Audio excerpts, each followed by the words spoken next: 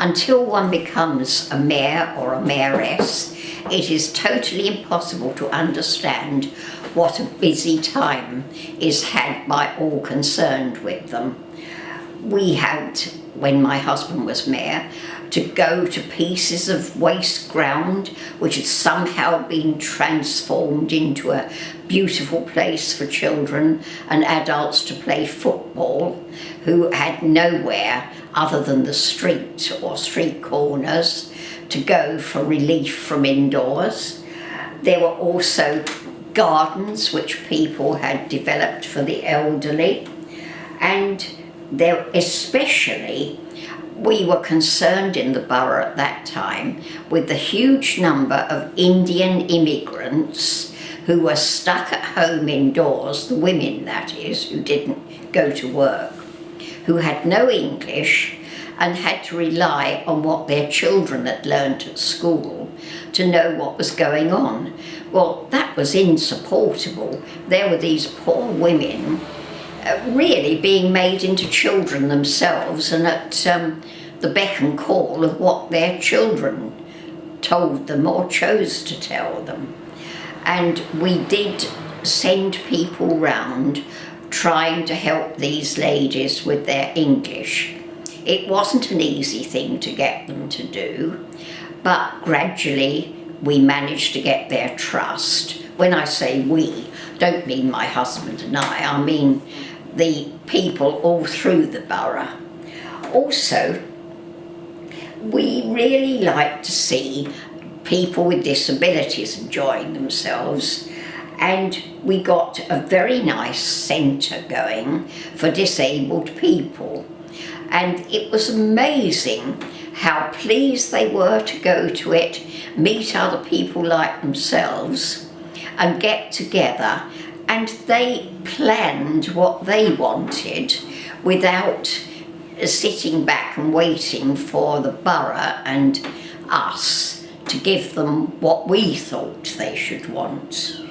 We also found that we needed to speak for a better library service. For instance, what I've just mentioned, we wanted it recognised that some people couldn't speak English, so they did want something, even if it was only pamphlets of interest to them in their own languages. And also there was another group of people. They lived at home quite often totally alone. They couldn't go out. Sometimes somebody would comfort them with, a little birthday cake or something if they knew it was their birthday, or they would make a little tea party for them.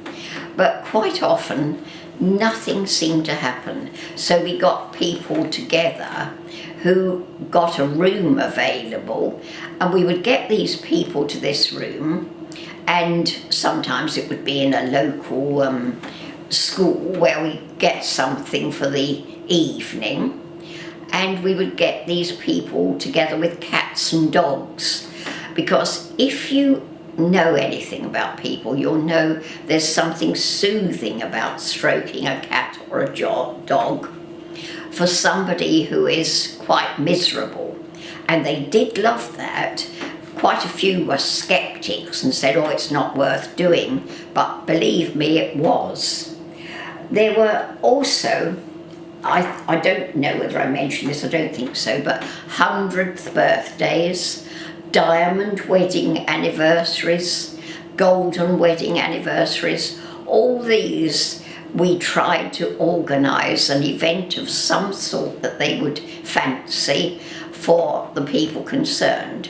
One lady said all she wanted was to be taken over the river to the place where her husband had proposed marriage to her, and then to the church where they'd been married. And we tried to do little things like that to please people. There were also crews who were honoured, lifeboat crews that is, at services and events which were held in the Albert Hall. And to these, all the London boroughs would send their mayors and mayoresses, and it was so wonderful to go there and hear the stories about the heroism of these people. And there had been one lifeboat crew which had, during the year, just before my husband was made mayor, and afterwards we heard about it as one almost of the first things in our mayoral year, and that was that this crew was swept to their death. So they were not given the honour of rescuing someone, but they were dead themselves, and I have to say that their families were so relieved that somebody bothered to say something about them. We also had other ceremonies at the Albert Hall which we went to, when young people and sometimes older people had got honours because of their work which they had done. And this was always a very pleasant day, because you saw these young people come forward and accept their honour, and of course the older ones as well when they were there. And you looked at them and you thought, this is what we should be doing, thinking about the lives and the pleasures of, and triumphs in this case, of very ordinary people. We also were always very happy to talk to the crew of the boats which came and settled in the Thames. There was a boat there which they used to always be attached to, and we went there onto this boat, and then we would be able to get off it over a sort of plank thing, which was not always other than nerve-wracking. Most of the time it wasn't too bad, but we'd get onto the other boat and have a wonderful time. And I remember thinking how, when you think of this city of ours, of London, it was based on commerce quite often. People came up the Thames and they came to the port of London, which had been developed.